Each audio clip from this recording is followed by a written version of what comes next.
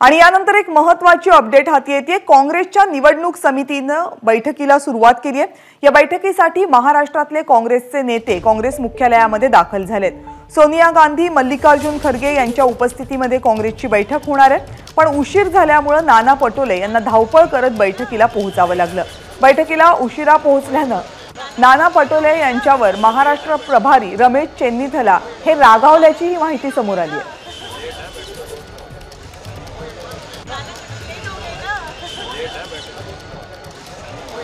नाना पटोले हे अक्षरशः धावत काँग्रेस मुख्यालयामध्ये जाताना दिसले आणि त्यांना बैठकीला यायला उशीर झाल्यामुळे काँग्रेसचे महाराष्ट्र प्रभारी रमेश चेन्नीथला जे अर्थात त्यांच्या अगोदर बैठकीला पोहोचले होते ते नाराज झाल्याची माहिती आहे। सोनिया गांधी, मल्लिकार्जुन खरगे हे सुद्धा बैठकीला उपस्थित आहेत। महाराष्ट्रामधल्या जागा वाटपाच्या आणि उमेदवारांच्या दृष्टीने ही बैठक महत्त्वाची आहे।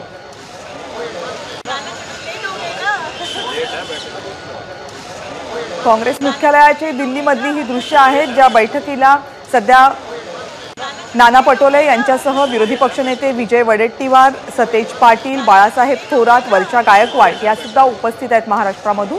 बैठकीला पोहोचायला नाना पटोलेंना मात्र उशीर झाला आणि रमेश चेन्नीथला यांची नाराजी त्यांना ऐकावी लागली।